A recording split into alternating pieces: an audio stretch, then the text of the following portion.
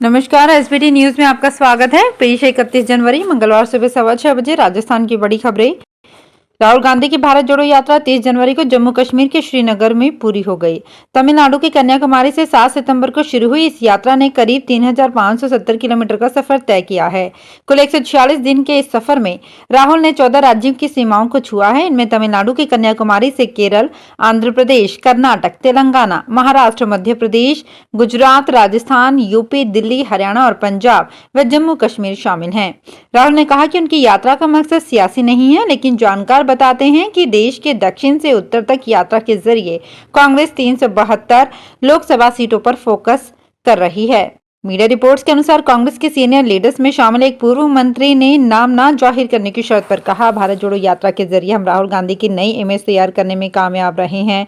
करीब 5 महीने बाद राहुल जनता से जुड़े गंभीर नेता के तौर पर सामने आए हैं। अब वे विपक्ष को लीड कर सकते हैं और प्रधानमंत्री पद के कैंडिडेट भी हो सकते हैं। इस साल 9 राज्यों में विधानसभा चुनाव और अगले साल होने वाले लोकसभा चुनाव को देखते हुए केंद्रीय कैबिनेट में फेरबदल की सुगबुगाहट शुरू हो गई है। माना जा रहा है कि प्रधानमंत्री नरेंद्र मोदी फरवरी में कैबिनेट में फेरबदल कर सकते हैं। मीडिया रिपोर्ट्स के अनुसार इस फेरबदल में राजस्थान की भागीदारी को लेकर भी चर्चाएं शुरू हो गई है। इस साल होने जा रहे चुनाव में जातिगत समीकरण साधने के लिहाज से केंद्रीय मंत्रिमंडल में राजस्थान से कुछ नए चेहरे शामिल हो सकते हैं। मौजूदा टीम में राजस्थान की भागीदारी कम होने के कारण इस बात की ज्यादा संभावना जताई जा रही है कि केंद्रीय मंत्रिमंडल में 2 सांसदों को मंत्री पद मिल सकता है। वहीं संगठन में राष्ट्रीय अध्यक्ष जेपी नड्डा की टीम का विस्तार होने की स्थिति में वहां भी राजस्थान से 1 या 2 नए चेहरे शामिल हो सकते हैं। जुलाई 2021 के बाद मोदी मंत्रिमंडल में फेरबदल नहीं हुआ है। जयपुर जिले के गांव और शहरों में नर गौवंश को लावारिस हालत में घूमने पर रोक लगाने की कवायद शुरू हो गई है। जयपुर के ग्रामीण इलाकों में शहर में नर गौवंश की संख्या को कंट्रोल करने के लिए नंदीशाला खोलने की तैयारी की जा रही है। इसके लिए जयपुर जिले में हर पंचायत समिति स्तर पर नंदीशाला खोली जाएंगी। साथ ही जिला स्तर पर हिंगोनिया पुनर्वास केंद्र में एक नंदीशाला बनाया जा रहा है। इसके लिए प्रशासन की ओर से कार्य शुरू कर दिया गया है और बजट घोषणा के तहत पशुपालन विभाग ने नंदीशाला खोलने के लिए 13 फरवरी तक आवेदन मांगे हैं। हरियाणा के गुरुग्राम में एक शख्स ने मुख्यमंत्री मनोहर लाल के नाम पर फर्जी ट्विटर अकाउंट से ट्वीट कर दिया। ट्वीट में लिखा कि 2024 में युवाओं को धक्के नहीं खाने पड़ेंगे, उन्हें पकड़ पकड़ कर सरकारी नौकरी दी जाएगी। ट्वीट के वायरल होने के बाद गुरुग्राम पुलिस ने आरोपी के खिलाफ एफआईआर दर्ज कर ली है। गुरुग्राम के साइबर थाना पश्चिम में तैनात एएसआई सुनील कुमार ने बताया कि उन्होंने सोशल मीडिया पर देखा कि संदीप भारद्वाज नाम के एक युवक ने 27 जनवरी को मुख्यमंत्री मनोहर लाल खट्टर के नाम से पोस्ट डाली है। देश के बहुप्रतीक्षित दिल्ली मुंबई ग्रीनफील्ड एक्सप्रेसवे के प्रथम फेज में सोहना हरियाणा से दौसा जिले के बड़कापाड़ा तक 228 किलोमीटर का निर्माण कार्य पूरा हो गया है। प्रधानमंत्री नरेंद्र मोदी 4 फरवरी को इस खंड को जनता को समर्पित करने दौसा आएंगे। नांगल राजावतान स्थित मीणा पंच अथाई में दिल्ली दौसा खंड का पीएम उद्घाटन करेंगे। पीएमओ से हरी झंडी मिलते ही एनएचएआई उद्घाटन की तैयारियों में जुट गया है। इसके चालू होने के बाद दौसा से दिल्ली पहुंचने में 1.5 से 2 घंटे लगेंगे। इससे जयपुर को भी जोड़ा जाएगा। राहुल गांधी की भारत जोड़ो यात्रा सोमवार को श्रीनगर में पूरी हुई। राजस्थान से जब ये यात्रा गुजर रही थी तब कांग्रेस के सबसे बड़े अभियान हाथ से हाथ जोड़ो की शुरुआत हुई, लेकिन 26 जनवरी से शुरू हुए इस अभियान को राजस्थान में ही कांग्रेस विधायक और बड़े नेता तवज्जो नहीं दे रहे हैं। कांग्रेस सरकार और पार्टी 10 महीने बाद होने वाले विधानसभा चुनाव की तैयारी में जुटी है, लेकिन राहुल गांधी का ये अभियान प्रदेश में रस्म अदायगी बनकर रह गया है। जयपुर संभाग में 29 जनवरी और अजमेर संभाग में 27 जनवरी को कांग्रेस के सम्मेलन हुए। इन दोनों सम्मेलनों में पार्टी के कई बड़े नेता शामिल नहीं हुए। दोनों जगहों पर कांग्रेस के राजस्थान प्रभारी सुखजिंदर सिंह रंधावा ने नसीहतें तो खूब दी, लेकिन नेताओं पर फिलहाल कोई असर होता नहीं दिख रहा।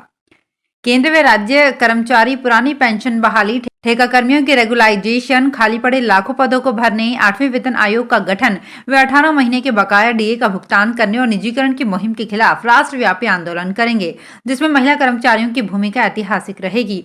आंदोलन की शुरुआत बजट सत्र में संसद पर प्रदर्शन करके की जाएगी। इसके साथ ही 8 मार्च को अंतर्राष्ट्रीय महिला दिवस पर सभी जिलों में कामकाजी महिलाओं की मांगों को लेकर प्रदर्शन किए जाएंगे। ये फैसला state government institute of agriculture management Durgapura Jaipur में संपन्न हुए 2 दिवसीय राष्ट्रीय महिला सम्मेलन में लिया गया। राजस्थान सरकार की ओर से अलवर के पर्यटन को बढ़ाने के लिए करोड़ों रुपए खर्च किए जा रहे हैं। इस राशि से पर्यटक स्थल तो निखर रहे हैं, लेकिन पर्यटकों को मूलभूत सुविधाएं नहीं मिल पा रही है। अलवर के ज्यादातर पर्यटक स्थलों पर ना तो पीने की पानी की सुविधा है, ना ही शौचालय की सुविधा। शहर में कलेक्ट्रेट के नजदीक पर्यटक स्थल मूसी महारानी की छतरी, सागर, सिटी पैलेस, किशन कुंड पर आने वाले पर्यटक शौचालय की सुविधा नहीं मिलने से परेशान है। मूसी महारानी की छतरी पर एक शौचालय बनाया गया था, जिस पर हर समय ताला लटका रहता है। यहाँ पर कहीं लिखा हुआ भी नहीं है कि ये शौचालय है। राजस्थान में पिछले दिनों 2 चरणों में बड़ी कड़ाके की सर्दी से जयपुर समेत कई जिलों में किसानों को नुकसान हुआ। तापमान माइनस या जमाव बिंदु से नीचे जाने पर फसलों पर पाला पड़ गया। जयपुर जिले के 22 तहसीलों से आई रिपोर्ट देखिए तो दिल्ली रोड पर मौसम की मार सबसे ज्यादा बड़ी है। यहाँ फसलें 60% से ज्यादा तक खराब हो गई हैं। पटवार मंडलों से जिला प्रशासन को मिली एक रिपोर्ट के मुताबिक विराटनगर, कोटपुतली, शाहपुरा, आमेर एरिया में रबी की फसल के साथ ही सीजन में उगाई गई सब्जियां भी 60% तक खराब हुई। जोधपुर में G20 समिट 2 से 4 फरवरी तक जोधपुर में होगा। इस समिट में हिस्सा लेने वाले विदेशी मेहमान जोधपुर आने वाले हैं। इसकी तैयारियों को लेकर पूरा जोधपुर सज चुका है। जिला प्रशासन सहित सभी विभागों की तैयारियां पूरी हो चुकी है। इधर पूरे शहर में 2000 पुलिसकर्मी ड्यूटी देंगे। इंटरनेशनल लेवल के कार्यक्रम में कोई चूक न रहे, इसके लिए पुलिस कमिश्नर रविदत्त गौड़ ने अधिकारियों और पुलिसकर्मियों की बैठक लेकर जरूरी दिशा निर्देश दिए। राजस्थान विधानसभा में राज्यपाल के अभिभाषण पर बहस के दौरान बिजली, पानी, शिक्षा और करप्शन के मुद्दों को लेकर कांग्रेस विधायकों ने ही सरकार को घेरा। सचिन पायलट समर्थक कांग्रेस विधायक सुरेश मोदी और हरीश मीणा ने सरकार को कई मुद्दों पर खरी खरी सुनाई। मीणा ने सरकार की करप्शन के प्रति जीरो टॉलरेंस के दावे पर सवाल उठाए। मोदी ने किसानों को बिजली नहीं मिलने का मुद्दा उठाते हुए सरप्लस बिजली के दावों पर सवालिया निशान लगा दिया। नीमका थाना में कांग्रेस विधायक सुरेश मोदी ने कहा, किसानों को समय पर बिजली नहीं मिल पा रही है। सरकार दावा करती है कि हम बिजली में सरप्लस हैं। जब सरप्लस है तो फिर कहीं बिजली सप्लाई के तंत्र में गड़बड़ी है। झालावाड़ के गवर्नमेंट पीजी कॉलेज में एग्जाम फॉर्म भरने की प्रक्रिया शुरू हो गई है। कॉलेज प्रिंसिपल ने छात्रों से समय पर यूनिवर्सिटी एग्जाम फॉर्म भरने के लिए कहा है, ताकि आखिरी समय में किसी गलती के कारण कोई छात्र एग्जाम से वंचित नहीं रहे। प्रिंसिपल ने कहा कि छात्र फॉर्म भरने के लिए लास्ट डेट का इंतजार नहीं करें।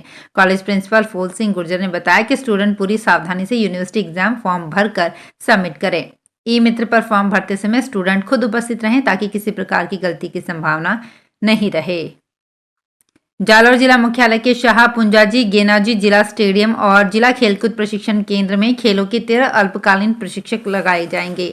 इनकी संख्या में कमी या वृद्धि क्रीड़ा परिषद द्वारा की जा सकती है।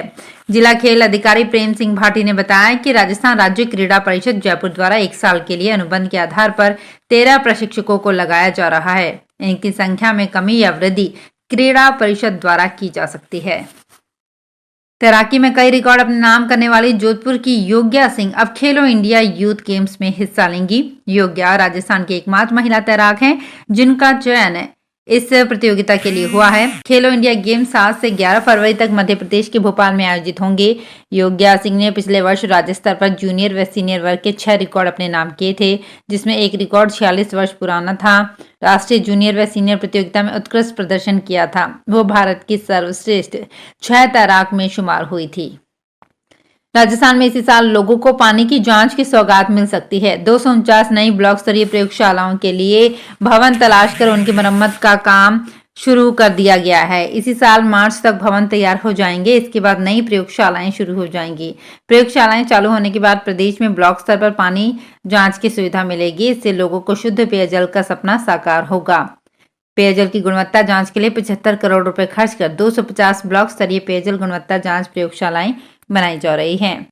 तो फिलहाल इस बुलेटिन में इतना ही। फिर हाजिर होंगे कुछ और बड़ी खबरों के साथ।